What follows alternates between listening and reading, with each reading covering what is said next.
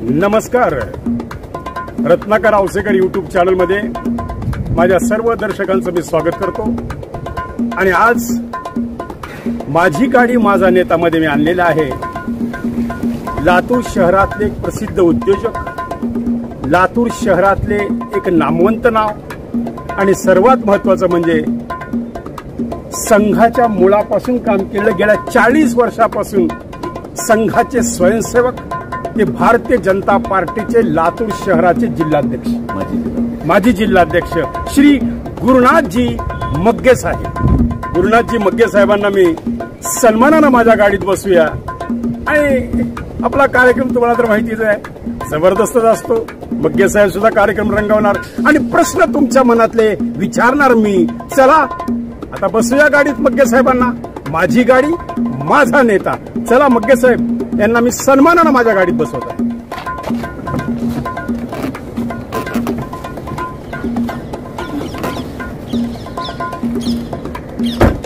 मग काय गुदगुल्या करायच्या ना मग्गे साहेबाला. मग चला मित्रांनो, आज मी निमंत्रित केलेलं आहे लातूर शहर भारतीय जनता पार्टीचे माजी जिल्हाध्यक्ष श्री गुरुनाथजी मग्गे साहेब. मग्गे साहेब, आमच्या लातूरकरांना आपला परिचय हवा आहे. नमस्कार. सर्वप्रथम मी रत्नाकरजी आवशेकर यांचं मनपूर्वक आभार मानतो की त्यांनी मला त्यांच्या यूट्यूब चॅनलवरती बोलवलं, मला ही माझी मुलाखत देण्याची जी संधी उपलब्ध करून दिली, त्यांचं मी मनपूर्वक आभार मानतो. मी गुरुनाथ श्रीशैलप्पा मगे, मूळचा राहणारा धाराशिव जिल्ह्यात, प्रॉपर राहणार आपण नळहंगरगा, तालुका तुळजापूर. 7वी पर्यंत शिक्षण माझं गावी झालं. पुढे शिक्षणासाठी मी अणदूर, जे जवाहर विद्यालय अणदूर, आलोरे गुरुजी संस्था, आणि आमच्याकडे 7वी पर्यंत शाळा होती माझ्या गावामध्ये. मी 10वी पर्यंत त्या जवाहर विद्यालय अणदूरच्या शाळेत माझं शिक्षण झालं. आणि 1983 मध्ये मी लातूरला कॉलेजच्या जीवनासाठी मी या ठिकाणी आलो. आणि 1983 मध्ये मी अखिल भारतीय विद्यार्थी परिषदेचा कार्यकर्ता म्हणून सक्रिय सहभाग मी घेतला. आणि तिथून पर्यंत आजपर्यंत मी हा माझा राष्ट्रीय स्वयंसेवक संघाचा स्वयंसेवक म्हणून परिषदेचा कार्यकर्ता. 83 पासून संघात जायचं आपल्याला छंद लागला. जी, 83 पासून मी संघात काम करतोय. आणि आजच्या घडीपर्यंत मी हे जे काम केलं, ते काम करत असताना मी अखिल भारतीय विद्यार्थी परिषदेचं 5 वर्ष प्रचारक पूर्णवेळ म्हणून मी काम केलेलं आहे. आणि हे सगळं करत असताना कधीही माझ्या मनामध्ये अनेक चढ उतार झाले आहेत. मी आता हे काम करत असताना योजनेमधून 2007 पासून मी भारतीय जनता पार्टीच्या कामात सक्रिय झालो. 2007 पासून आपण भारतीय जनता पार्टी. सुरुवातीला मी कोषाध्यक्ष होतो, नंतर ग्रामीणचा मी 2 टर्म सरचिटणीस होतो, आणि त्याच्यानंतर लातूर शहर जिल्ह्याचा मी संघटन सरचिटणीस, आणि भारतीय जनता पार्टीचा शहर जिल्हाध्यक्ष 4 वर्ष काम केल्यानंतर पार्टीने मला आता लातूर शहर विधानसभा निवडणूक प्रमुख अशी जबाबदारी दिलेली आहे. आणि हे मी जबाबदारी आता ही मग्गे साहेब, ही जबाबदारी जरा कठीण आहे फार. म्हणजे तुमच्या समोर एक चॅलेंज आहे फार मोठं, की शहर विधानसभेची जबाबदारी आपल्याकडे. नाही, चॅलेंज आहे, परंतु भारतीय जनता पार्टीमध्ये कार्यकर्त्यांची फळी ही मोठी आहे. कार्यकर्त्यांचा संच मोठा आहे. अनेक दिग्गज कार्यकर्ते, नेते आमच्या पाठीशी आहेत. त्यामुळे मला ही जबाबदारी पेलवत असताना कधीही याचे आम्हाला अडचण किंवा त्रास झालेला नाही. पण मग्गे साहेब, आता तुमच्या समोर लढाई आता अमित देशमुख सोबत आहे. असू देत ना. हे बघा रत्नाकरजी, याच लातूरकरांनी अमित देशमुखांचे वडील विलासरावजींना पाडलेलं आहे. हे आपण साऱ्यांनी पाहिलेलं आहे. त्यामुळे मला असं वाटतं याच्यामध्ये की भारतीय जनता पार्टीने एखादी गोष्ट ठरवली, ते करत असताना कधीही भारतीय जनता पार्टी मागे सरकत नाही किंवा हटत नाही, हे माझं मत आहे. आणि आम्ही अत्यंत ताकदीने, अत्यंत कार्यकर्त्यांच्या जीवावर विश्वासाने आणि लातूरच्या जनतेच्या ताकदीवरती इथली विधानसभा आम्ही लढू आणि या ठिकाणी आमदार भारतीय जनता पार्टीचा करू, याच्यामध्ये माझ्या मनामध्ये बिलकुल शंका नाही. मग्गे साहेब, जबाबदारी मोठी आहे आणि तुम्हाला मला स्पष्टपणे सांगायचं आहे की चॅलेंज आहे, कारण लोकसभेला आपला पराभव झालेला आहे. जी. आणि हा पराभव का झाला हा आता पार्टीच्या लेवलला तुमचं चिंतन चालू आहे. बरोबर आहे. त्या दृष्टीने तुमचे पावलं सुद्धा चालू आहेत. बरोबर आहे. पण कुठंतरी उमेदवार चुकला लोकसभेला असं जाणवतंय का तुम्हाला? मी उमेदवार चुकला असं मी म्हणणार नाही. कारण पार्टी हे उमेदवारी देत असताना सर्वांगाने विचार करून ही पार्टी उमेदवारी देत असते. भारतीय जनता पार्टी कुणाच्या शिफारशीवर कुणाला उमेदवारी दिली जात नाही. ते जे काँग्रेसमध्ये चालतं ते भारतीय जनता पार्टीमध्ये चालत नाही. इथं पार्लमेंटरी बोर्ड आहे, त्यांचा विचार केला जातो, कार्यकर्त्यांचा विचार घेतला जातो, संघ परिवाराचं मत घेतला जातो आणि मग उमेदवारी दिली जाते. नाही, प्रश्न कसा आहे की मोदींच्या पहिल्या 20 लोकांची यादी श्रंगारी होती. जी. म्हणजे मोदींना पूर्ण खात्री होती की श्रंगारी विजय होणार, म्हणून मोदीजीची सभा सुद्धा इथं लावली. बरोबर आहे. मग त्या सभेचा म्हणावा असा परिणाम काही लातूरकरांना झाला नाही. झाला असं याच्यामध्ये की खरं म्हणजे हा A+ मधली जागा A+ मध्ये जागा होती. परंतु ज्या पद्धतीनं काँग्रेसवाले विरोधक नेरेटिव्ह शेड करण्यामध्ये जे यशस्वी झाले त्यात आम्ही जरा कमी पडलो. याच्यामध्ये त्यांनी नेरेटिव्ह काय शेड केलं याच्यामध्ये की संविधान बदलणार आणि तुमच्याकडनं जीएसटीचा विषय त्यांनी मोठा व्यापारामध्ये केला की शेतकऱ्यांनाच ते असं म्हणाले की 12,000 तुम्हाला मोदीजी देतात आणि जीएसटीच्या माध्यमातून खताला 18% जीएसटी म्हणजे 18,000 रुपये वसूल करतात. शेतकऱ्यांना सुद्धा दिशाभूल त्यांनी करण्याचं त्यांनी काम केलं. ह्या निरेटिव्हमुळे आम्ही थोडंसं आमचा पराभव झाला असं माझं मत. तो निरेटिव्ह तुम्हाला आता सुधारावं लागणार आता विधानसभेत? 100% सुधारणार. आम्ही आता बघा ज्या दिवशी मोदीजी पंतप्रधान झाले पहिल्यांदा संविधानाचं दर्शन घेतलं त्यांनी आणि मग त्यांनी त्यांच्या त्यांनी दाखवून दिलं की आम्ही संविधान विरोधी नाही. आणि मी तुम्हाला सांगतो रत्नाकरजी, हे काँग्रेसवाले किती बदमाश आहेत हे मी तुम्हाला सांगतो की प्रत्येक वेळेस असं कुठला तरी मुद्दा घ्यायचा आणि मला पूर्ण वाटतं याच्यामध्ये की या मराठवाडा विद्यापीठाच्या नामांतराच्या विषयामध्ये मी थोडं तिकडे का बोलतो संविधानाचा विषय आला म्हणून मी तुम्हाला सांगतो. जी. तर विद्यापीठाचं नामांतर होण्यासाठी भारतीय जनता पार्टीचे कार्यकर्ते असतील, संघ परिवाराचे स्वयंसेवक असतील आणि अखिल भारतीय विद्यार्थी परिषद म्हणून मी त्यावेळेस तिथं संभाजीनगरला पूर्ण वेळ काम करत होतो. आम्ही पूर्णपणे नामांतर व्हावं या बाजूने आम्ही होतो. त्यावेळेस हे काँग्रेसवाल्यांनी नामांतर होऊ नये म्हणून असे त्यांचे प्रयत्न होते. अनेक गावांमध्ये आम्हाला त्यांनी विरोध करायला सांगत होते. म्हणजे तेवढे बदमाश हे काँग्रेसवाले आहेत. मी थेट आरोप करतोय याच्यामध्ये. आणि ते म्हणायचे की नामांतर झालं की आपल्या डिग्रीवरती डॉक्टर बाबासाहेब आंबेडकरांचं नाव येणार आणि हे तुम्हाला चालतं का असं हे सर्व समाजातल्या सुवर्ण लोकांना काँग्रेसवाले सांगायचे. आणि हे आम्ही डोळ्यांनी पाहिलेलं आहे. उद्या काँग्रेसवाल्यांनी माझ्या समोर येऊन बोलावं. मी हे खरं तर दलित वर्गांना माहित नाही ही गोष्ट, हे माहित नाही. आणि दलित वर्गांचं माझं म्हणणं असायचं की त्यांनी जर असं काँग्रेसच्या बाबतीमध्ये, कारण डॉक्टर बाबासाहेब आंबेडकर दोनदा कोणी पाडलं? काँग्रेसने पाडलेलं आहे. बरोबर आहे. आणि हे डॉक्टर बाबासाहेब आंबेडकर एकदा बोलले होते की काँग्रेस हे जळतं घर आहे. त्यामुळे साहेब म्हणाले होते. म्हणून माझं म्हणणं असं याच्यामध्ये की दलित समाज सुद्धा याचे चिंतन करावं की एखाद्या छोट्या नेरेटिव्हवरती त्यांनी मत बदलू नये आणि त्यांनी पूर्णपणे आमच्या पाठीशी. आता बराच फरक पडला. आता दलित लोकांना कळून चुकलेलं आहे मुखे साहेब की हे खोटं बोलत होते आणि संविधान वगैरे काही बदललं नाही. हा प्रत्यय आता लोकांना यायला लागलेला आहे. म्हणजे आता तो मुद्दा मला वाटत नाही विधानसभेमध्ये चाललेला असं. बरोबर आहे. विषयच नाही. आता त्यांनी स्पष्ट भूमिकांनी त्यांच्याही लक्षात आलं की संविधान बदलण्याचा विषयच नाही. संविधानच्या बाजूने कोण असेल तर मुखे साहेब जी अमित देशमुखांचा विजय हा मुस्लिम मतं आणि दलित मतं यावर अवलंबून आहे का? मग आता तुमच्या समोर असं चॅलेंज आहे भाजप समोर की तुम्हाला मुस्लिम मतं आणि दलित मतं कव्हर करायची आणि दलितांनी खरं मात्र आता संघारेचा पराभव झाल्याचा बदला घ्यायला पाहिजे. यामध्ये तुमचं काय मत? आता दलित समाजामध्ये त्याच्यानंतर आमचं चिंतन झालं, त्या बैठका झाल्या. अनेक कार्यकर्ते तुमचे दलित समाजातले मोठे अनेक कार्यकर्त्यांना आम्ही भेटलो याच्यामध्ये. आता मला सांगा, एवढं प्रेम जर ह्या काँग्रेसवाल्यांना, अमित देशमुखना, प्रेम आहे, पुतनामावशीच प्रेम आहे, तर इथं जेव्हा उमेदवारी मागच्या लोकसभेला उमेदवारी दिली त्यांनी, का त्या आवळीनं इथं आणलं होतं त्यांनी? दलित नव्हता का होत्या? तो कोण कामतला त्यांनी या ठिकाणी घेऊन आले. इथले मोहन माने असतील, याच्यामध्ये लक्ष्मण कांबळे असतील, असे किती शिरसाट जे असतील, असे कितीतरी चांगले कार्यकर्ते आहेत. इथं का नाही उमेदवारी दिली काँग्रेसने? का बाहेर नाही उमेदवारी आणली? अहो, काँग्रेसला ज्याच्याकडे पुणे मुंबईला भूखंड आहेत असेच उमेदवार लागतात. मग हे सिद्ध केलं त्यांनी. बांधवांना, दलित समाजाला माझं यावेळेस माझं नम्र निवेदन आहे, आव्हान आहे की ह्या गोष्टी तुम्ही विचार करा आणि ह्या वेळेस तुम्ही अमित देशमुखला घरी बसवा. त्यांना दलिताचा नेता चालत नाही, त्यांना दलिताचा अधिकारी चालत नाही, नाही चालत.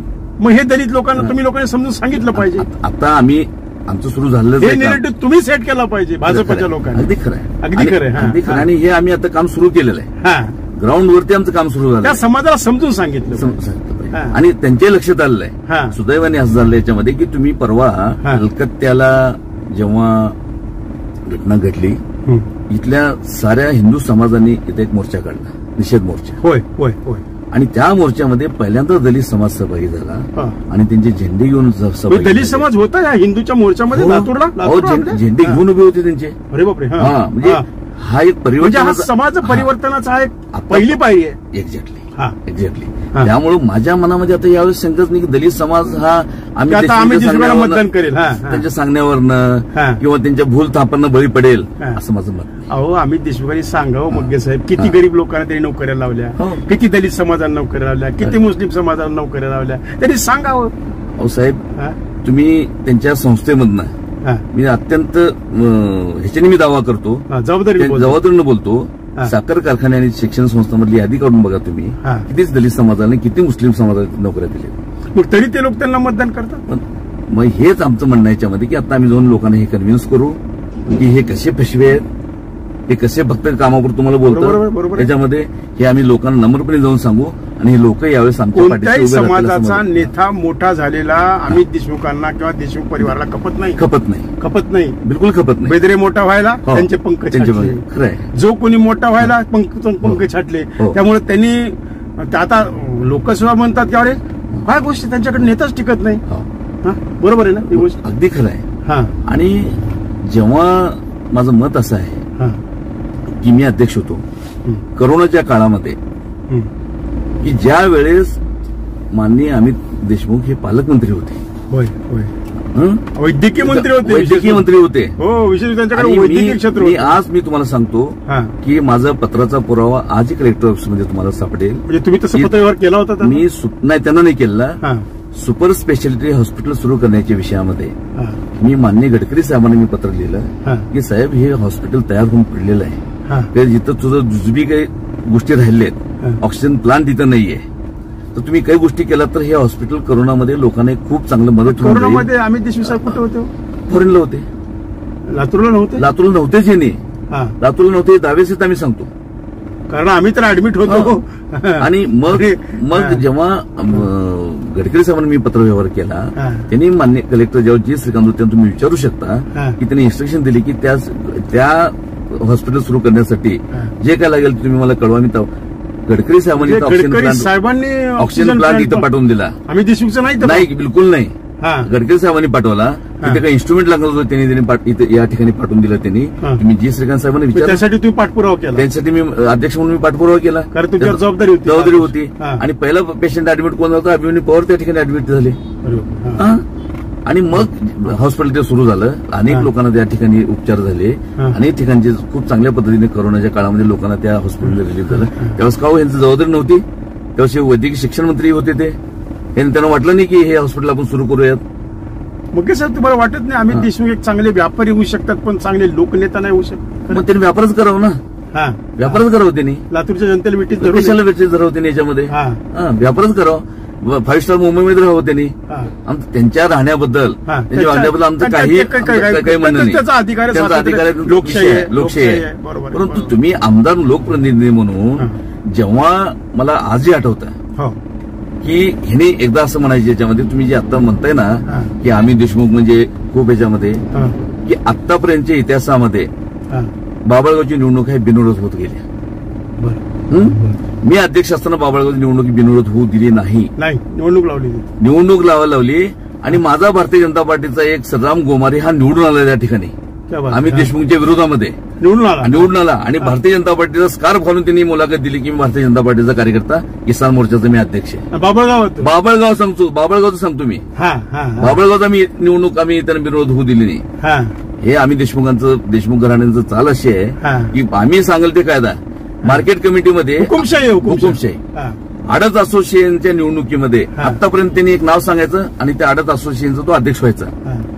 मी अध्यक्ष असताना त्यांना ते अध्यक्षाचं होऊ दिलं नाही, निवडणूक लावायला सांगितली. माझ्या एक दानाई भालचंद्र दानाई कार्यकर्त्याला 400 पैकी 200 मतं मिळाली, 250 मतं मिळाली आणि त्यांच्या समोरच्याला म्हणजे 200 मतं मिळाली. 200 का 210 म्हणजे या अनुभवावर अमित देशमुख पराभव होऊ शकतात, 100% होऊ शकतात. म्हणजे त्यांनी ह्याच्यात आता सध्या तर ते काय म्हणजे आम्हाला दीपक सोळणी कबूल केलं, सांगितलं की अमित भैया म्हणतात म्हणे की काय काळजी करू नका, मोबाईल बंद करा, भाजपाचा उमेदवार मी ठरवणार आहे. अरे यांचं यांनी ठरवून घ्यावं ना हो, भाजपचं ठरवतं आम्ही बघून घेऊ त्याच्यामध्ये. यांचं काय मला सांगा, भाजप काय विकत घेतली का अमित देशमुख? ते त्यांना असं वाटत असेल. ती काय दिवस संपले आता केंद्रात सत्ता आहे, महाराष्ट्रात सत्ता आहे. विधानसभेला तसं धीरज देशमुख सहज आमदार केले आणि मातोश्रीहून त्यांनी मस्तपैकी तिकीट आणलं जाऊन. तो सेनेचा विषय, सेनेचा इतिहासच तो आहे ना, उद्धव ठाकरे इतिहासच तो आहे की त्यात आम्हाला काय बोलायचं नाहीये. परंतु या ठिकाणचा उमेदवार ठरवत असताना भारतीय, मी मगाशी पण तुम्हाला मी असं म्हणालो की भारतीय जनता पार्टीचं सगळ्या अर्थाने विचार करून उमेदवार दिला जातो आणि भारतीय जनता पार्टी पूर्ण तयारीशी या ठिकाणी आपण मागितले तिकीट लातूर? मी मागितली ना, मी पण मागितले. आपण लिंगायत समाजाचे? मी लिंगायत समाजातून आहे. आता मग तुमचे खासदार लिंगायत काळगे मदत करतील तुम्हाला?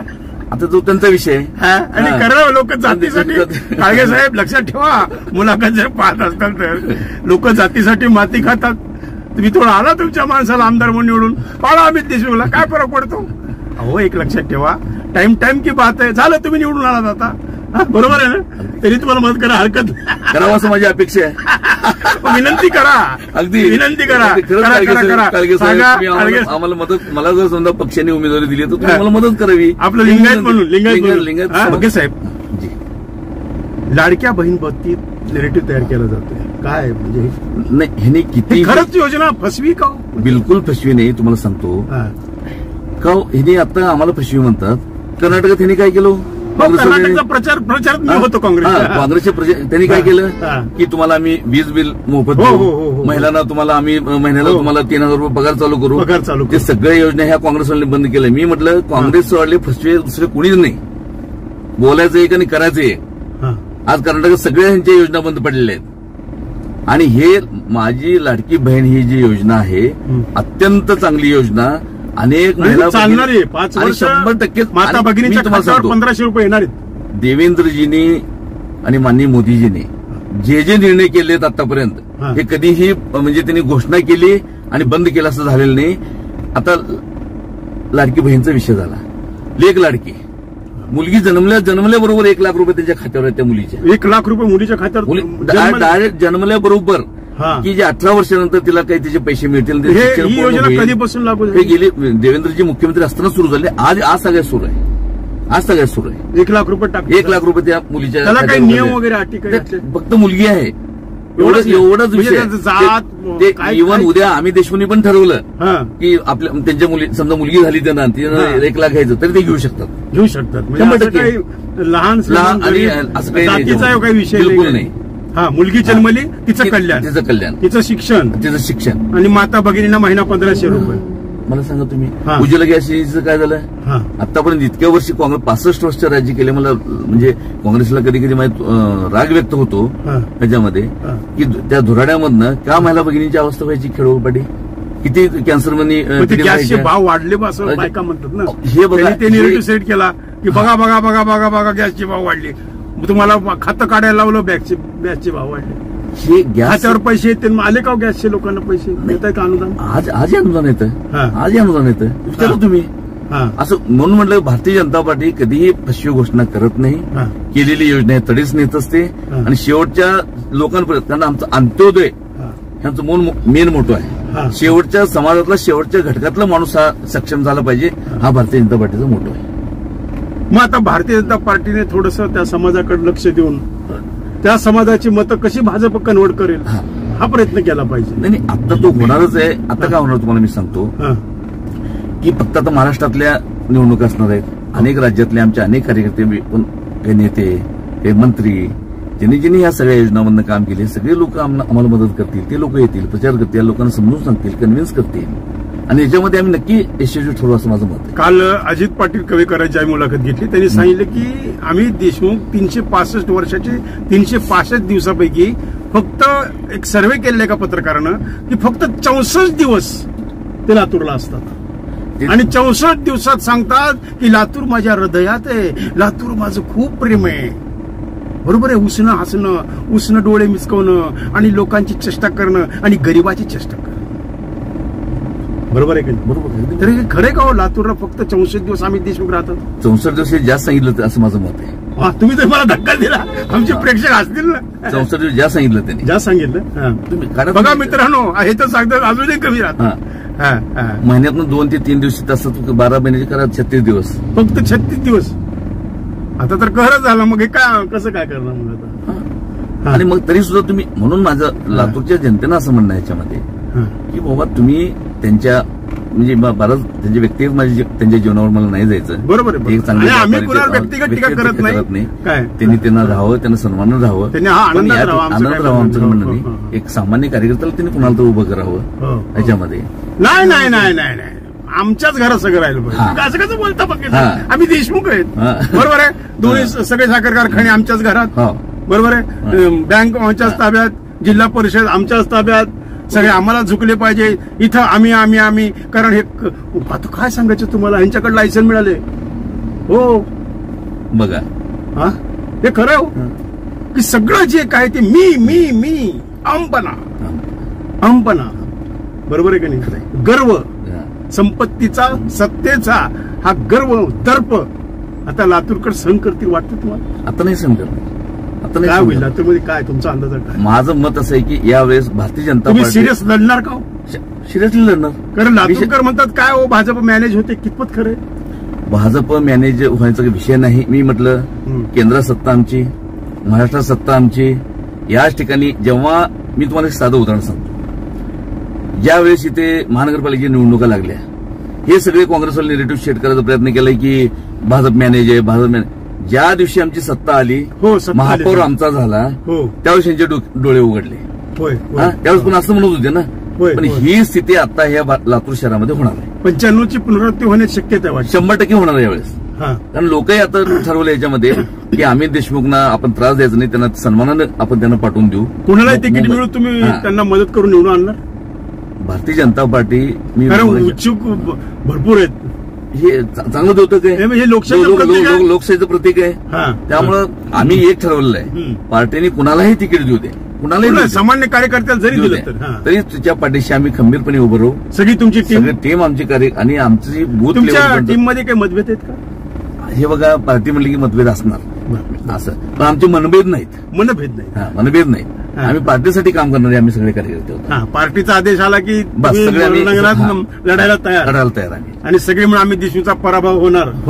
बघा आम्ही देशमुख साहेब लागा कामाला. आता तरी तरक खरं बोला, लोकांची चेष्टा करू नका. बरोबर आहे. बरोबर. आता मला काय माहिती मग्गी साहेब, कुठेतरी लातूरला जातीय समीकरण लोहा लोहे को काटता है. आम्ही विलासरावजींना पाडताना मराठा कॅन्डिडेट शोधला शिवाजी पाटील कवेकर. आता अमित देशमुख सुद्धा पाडायला एक मराठाच पाहिजे असं मला हैदराबादहून आज फोन आला. मी त्यांचा फोन तुम्हाला नंबर देऊ शकतो. तो बिचारा उदगीरच आहे. त्यानं मला हैदराबादहून कालची मुलाखत पाहिली. त्यानं आपल्या बळवंत जाधवची आपल्या 2-3 मुलाखती पाहिल्या त्यांनी. आपल्या धुतेकरणी चांगलं बोलले. ते म्हणले तुम्ही खूप छान मुलाखती घेतल्या, मला खूप आवडल्या. मी पण हैदराबाद चेन्नई पर्यंत आपल्या चर्चा आहेत मुलाखतीच्या. तर त्यांनी सांगितलं की इथं लोहे को लोहा काढताय, तुम्ही लिंग आहेत, कसं काढणार? मी समजा असं उद्या असं ठरलं याच्यामध्ये की पक्षाला असं वाटलं की एक मराठा उमेदवार दिलं पाहिजे. मी संभाजीरावांनी डायरेक्ट हे केलंय, मी शहरातून निवडणूक लढवायला तयार आहे.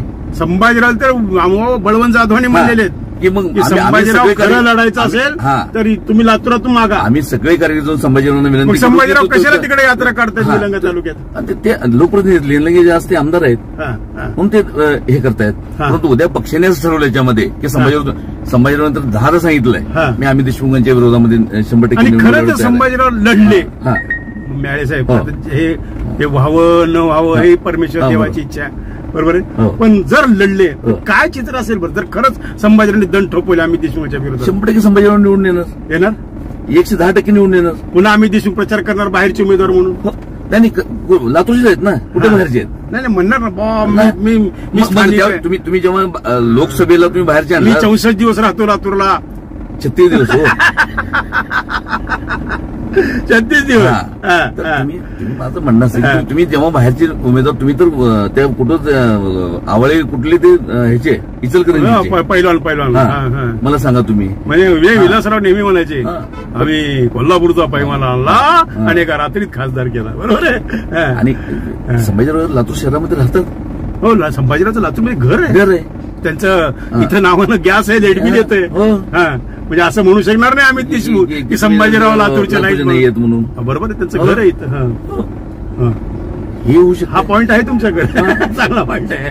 म्हणजे लावून द्यायची काय दोघं जण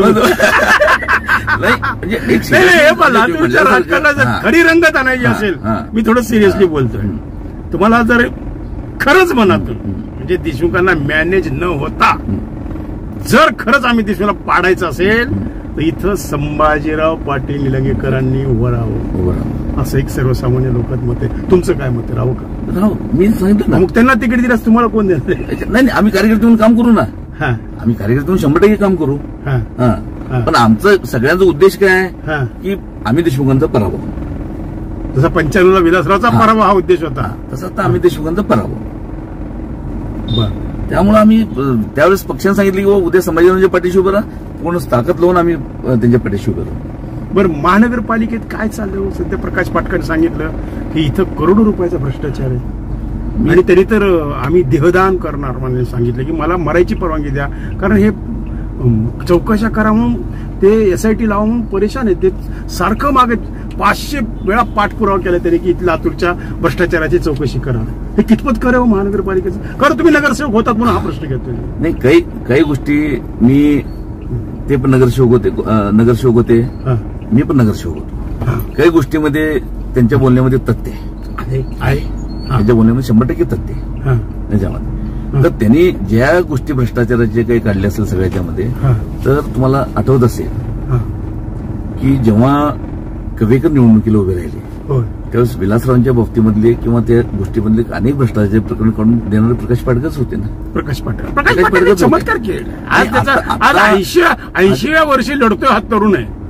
मला सांगा की आज महानगरपालिकेमध्ये 2.5 वर्ष तुम्ही म्हणजे आमच्या काळामध्ये भारतीय जनता पार्टी जेव्हा सत्ता होती या लातूरमध्ये एक मोतारी होती, ते मोतारी आम्ही केली. अहो, आमच्या व्यापाऱ्यांच्या किडण्या जायच्या. मी हनुमान चौकातल्या सभेत बोललो की आणि मी अत्यंत अभिमानाने तुम्हाला सांगतो एक तरी भाजपच्या नगरसेवकावर भ्रष्टाचाराचा आरोप झाला नाही झाला. आम्ही जे काही केलं काम याच्यामध्ये ते प्रामाणिकपणे लातूरच्या जनतेसाठी केलं. पण 2.5 वर्षानंतर ज्या पैशाच्या ताकदीवरती आम्ही देशमुखनी सत्ता परिवर्तन करून घेतलं, काय अवस्था आहे लातूरची? मग्गे साहेब, मी पुन्हा प्रश्न प्रत्येकाला विचारतो, खरंच महानगरपालिकेत एवढा पैसा मिळतो का महापौराला, नगरसेवकाला? आणि 50 लाख रुपयाला नगरसेवक केला जातो. आता कारण तुमच्या युतीमधलाच फुटलेला नगरसेवक.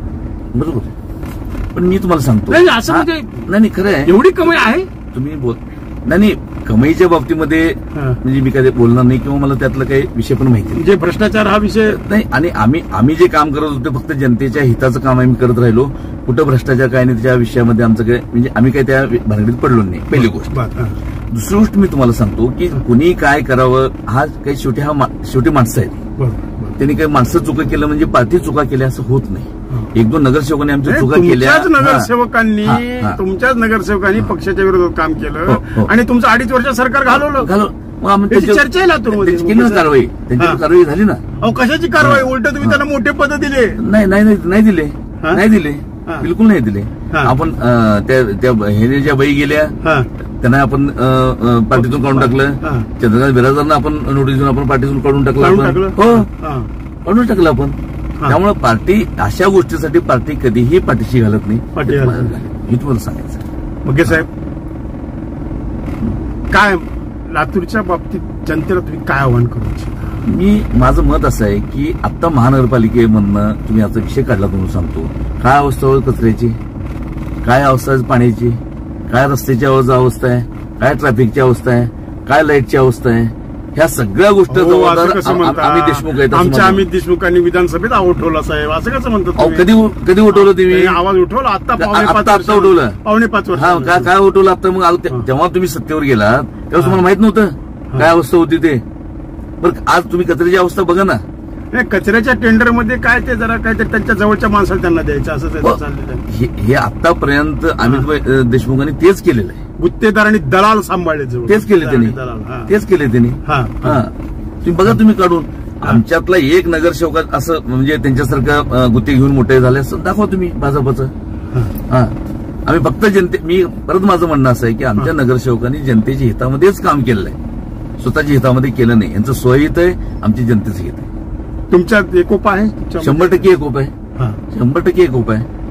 लोक काही मी मगाशी मला असं काही मतभेद असतात, असूही शकतात, परंतु आमच्यात मतभेद नाहीत. एखादी गोष्ट ठरली, पार्टीने सांगितली, सगळ्या आम्ही एका दिलाने एका दिशेने आम्ही काम करत असतो. बरं, जर अर्चनाताई पाटलांना तिकीट मिळालं हो तर कसं रे? तर त्यांच्यासाठी आम्ही काम करू. असं हो, सगळे मिळून काम करू आम्ही. मग तुम्ही सगळेजण मिळून शिवराज पाटलाकडे जाताल का की साहेब चला प्रचार? आता विषय असा आहे, चाकूरकर साहेबांचा काय विषय असेल ते आजही ते स्वतः डिक्लेअर केले की मी काँग्रेस सोडलेली नाही. बरोबर आहे. त्यामुळं आम्ही त्यांच्याकडे जायचं, आम्ही जो अर्चनासाठी काम करू, आम्ही त्यांच्याकडे जायचा काही विषयच नाही. आणि ते आलेच प्रचारात तर स्वागतच आहे. स्वागतच आहे, स्वागतच करू आम्ही तर शिवराज पाटला स्पष्ट सांगितलं, हे बघा म्हणलं, अभी है तो अभी है, बाद में कभी नाही. तुम्हाला जर घरात आता पुन्हा लाल दिवा आणायचा असेल, तुम्हाला जर घरात एखादं चांगलं नेतृत्व उभं करायचं असेल तर पाटील साहेब तुम्ही स्टेजवर फक्त येऊन बसा. तुम्ही बसलात तरी अर्चनाताई किंवा आमचे मग्गे कोणी जो कोणी लिंगायताचा उमेदवार राहील किंवा कुठलाही उमेदवार कोणत्या जातीचा सामान्य उमेदवार, मग दुतेकराचे कोणी असो म्हणजे तुम्ही तर सांगितलं की कुणाला मिळून आम्हाला निवडून आणायचंय, तर नक्कीच शिवराज पाटीलचा स्टेजवर आहे तर फरक पडेल. आणि तसं तर पाटील साहेब मोदी भक्त आहेत आणि शिवराज पाटलाचं डोक्यात सध्या सोलारवर त्यांचा फार वर आहे. सोलार एनर्जी फार मोठा अभ्यास चालू आहे त्यांचा वयाच्या 90व्या वर्षी. कारण मी पाहिलं होतं, पुस्तकं पडलेली होती त्यांच्या समोर टेबलवर. मी म्हणलं काय करताय सर? तर ते सोलार बद्दल अभ्यास करत होते. म्हणजे मी कौतुकास्पद आहे की असे ऋषितुल्य व्यक्तिमत्व आपल्या लातूरमध्ये आहेत. काय करायचं? आम्ही जनतेला प्रामाणिकपणे जाऊन आम्ही आवाहन करू, जनतेला जाऊन आम्ही नम्रपणे सांगू की आम्ही काय केलंय आणि आम्ही पुढे काय करणार आहोत.